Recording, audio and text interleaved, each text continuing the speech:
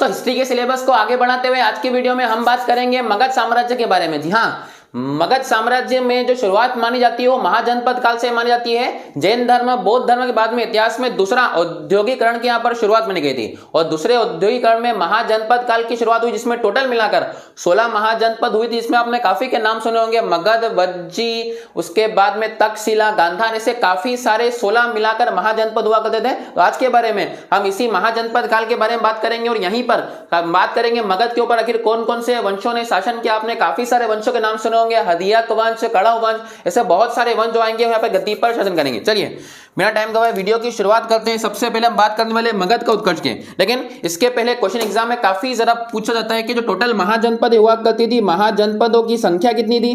तो महाजनपदों की टोटल मिलाकर संख्या होती थी 16। अब ये 16 महाजनपद की जानकारी दो बुक्स यहाँ पर मिलती है। जी हाँ, जैन धर्म के भगवती सूत्र, जैन धर्म की पुस्तक जिसका नाम मिलेगा आपको भगवती सूत्र, और वहीं बौद्ध धर्म की एक पुस्तक है जिसका नाम है अंगोत्तर निकाय। जी हाँ, ये क्वेश्चन दोनों बहुत बार पूछे गए। बौद्ध धर्म की कौन सी पुस्तक में 16 महाजनपद जानकारी मिलती है? तो अंगोत्तर निकाय। और वहीं जैन धर्म की कौन सी पुस्तक में इस बात की जानकारी मिलती है? तो भगवती सूत्र में 16 महाजनपद जानकारी मिलती है। और 16 महाजनपद जो सबसे फेमस जब महाजनपद आगे चलकर निकला वो कहलाया मगध। तो हमको बात करनी है मगध के बारे में। जी हाँ, चलिए मगध जो कि बिहार में पड़ने वाला एरिया होता था, बिहार में टोटल मिलाकर 3 महाजनपद यहां पर होती थी, जिसमें से एक वैशाली, वज्जी और तीसरी पड़ेगी आपका मगध जनपद। चलिए शुरुआत करते हैं मगध पर शासन करने वाले वंशों के बारे में। तो सबसे पहला जो वंश मगध में आया था उस वंश को पहले कहा जाता है बृहदत्त वंश। जी हाँ, आप काफी सारे बुक में पढ़ेंगे कि शुरुआत मानी जाती है हर्यक वंश से, लेकिन हर्यक वंश के पहले भी एक वंश हुआ करता था जिसको हर्यक बृहदत्त वंश के नाम से जाना जाता था। अब ये तो बृहदत्त वंश था, इसका पहला जो राजा मिलेगा, बृहदत्त वंश का जो पहला राजा मिलेगा वो बृहदत्त ही देखने को मिलेगा। इसने अपने ही नाम पर इस वंश की शुरुआत करी थी, बृहदत्त वंश। याद रखिएगा, मगध पर शासन करने वाला सबसे पहला वंश बृहदत्त और सबसे पहला राजा भी बृहदत्त देखने को मिलेगा। बृहदत्त का जो बेटा हुआ करता था उस बेटे का नाम हुआ करता था जरासंध। जी हाँ, ये जरासंध का नाम आपने सुना होगा महाभारत में। जरासंध मल्ल युद्ध करने में बड़ा फेमस हुआ करता था। वहीं भीम को चैलेंज करता है कि दुनिया में मेरे जैसा मल्ल युद्ध को नहीं कर सकता। श्री कृष्ण कहने पर भीम ने जरासंध से मल्ल युद्ध करा और मल्ल युद्ध में जरासंध को बीच में से 2 हिस्सों में फाड़ दिया और एक हिस्सा फेंका गया पश्चिम में, दूसरा हिस्सा फेंका गया पूरब में। और वहां से श्री कृष्ण के कहने पर भीम ने जरासंध की क्या कर दी? हत्या यहां पर कर दी। तो पहला राजा हुआ बृहदत्त, दूसरा राजा हुआ जरासंध। इस वंश का अंतिम शासक जो हुआ, इस वंश का अंतिम शासक हुआ रिपुंजय। जी हाँ, ध्यान दीजिएगा, बृहदत्त वंश का अंतिम शासक रिपुंजय कहलाया और इस रिपुंजय की हत्या कर दी गई। रिपुंजय की जो हत्या की गई थी वो की गई थी आपका बिंबिसार के द्वारा। और बिंबिसार ने जैसे इसकी हत्या करी और बिंबिसार ने अपने नए वंश का नाम रख दिया और मगध पर शासन करने वाला दूसरा वंश आया और दूसरे वंश का नाम यहाँ पर रखा गया हर्यक वंश। ध्यान दीजिएगा, मैंने आपको अभी बताया कि कोई ऐसी बुक्स हैं जहां पर शुरुआत हर्यक वंश मानी जाती है, लेकिन हर्यक वंश के पहले भी एक वंश हुआ करता जिसको बोला गया बृहदत्त वंश। अब जो सेकेंड वंश हमको पढ़ना है वो मिलेगा आपको हर्यक वंश। हर्यक वंश के संस्थापक की बात करेंगे तो अभी मैंने बताया हर्यक वंश का संस्थापक आपको देखने को मिलेगा बिंबिसार। जी हाँ, बिंबिसार हर्यक वंश का संस्थापक था। यह बहुत ही महत्वाकांक्षी राजा हुआ था। ध्यान दीजिए, इसका जो शासन अगर हम देखेंगे तो बिहार में 3 महाजनपद हुआ करती थी। यहां पर जनपद हुआ करती थी वैशाली, यहां पर नदी पड़ती थी गंगा और यहां पर जो जनपद हुआ करती थी बिहार में वो पड़ती थी मगध।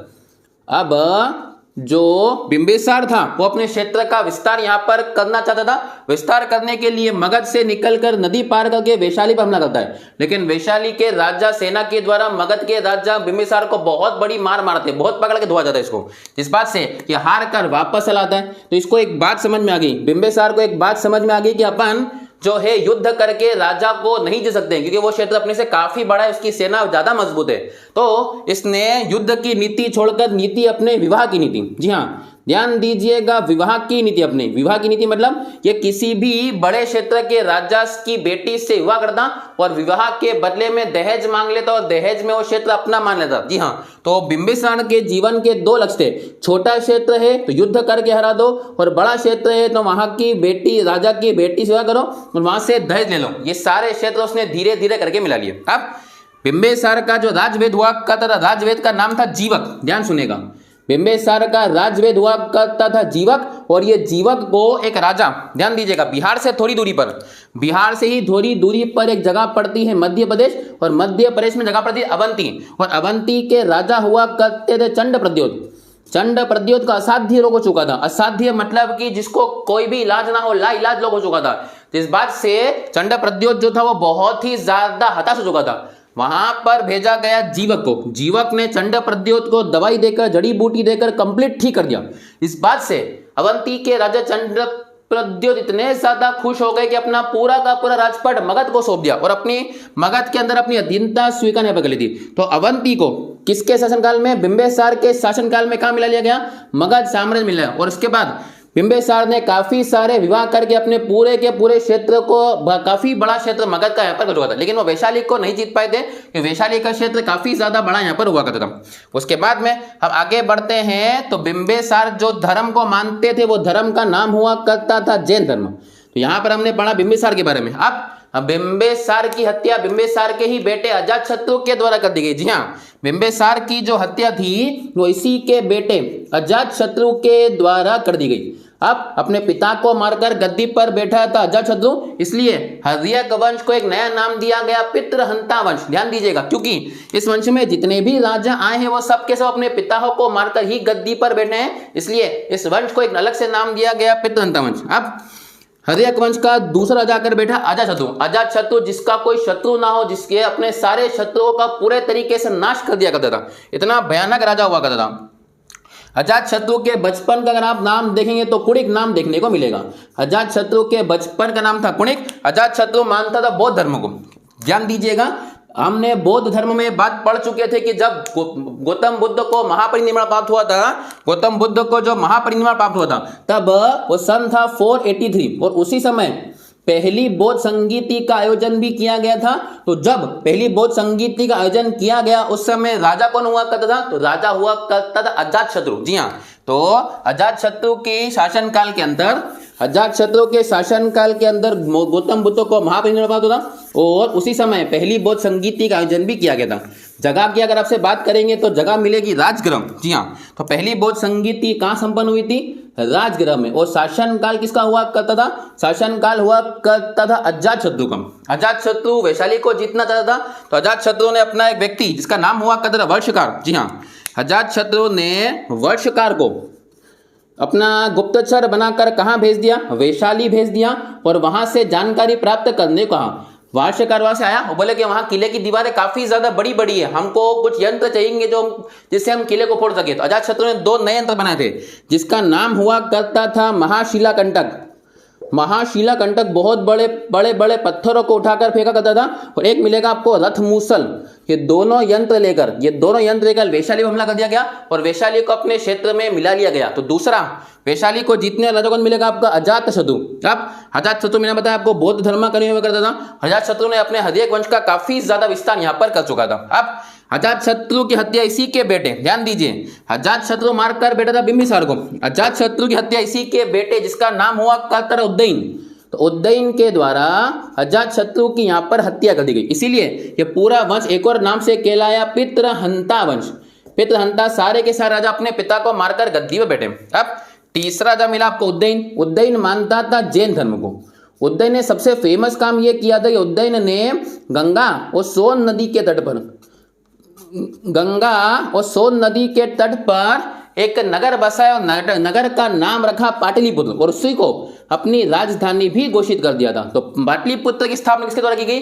तो हर्यक वंश का तीसरा राजा अजातशत्रु का बेटा बिंबिसार का पोता उदयन के द्वारा पाटलिपुत्र की स्थापना की गई। और आगे चलकर शेरशाह सूर्य आएगा जो पाटलिपुत्र का नाम रख देगा पटना। तो पाटलिपुत्र उस समय इसको एक नाम से और जाना जाता था, कुसुम नगर। जी हाँ, तो इसको कुसुम नगर के नाम से भी जाना जाता था। इसकी स्थापना उदयन के द्वारा यहाँ पर कर दी गई।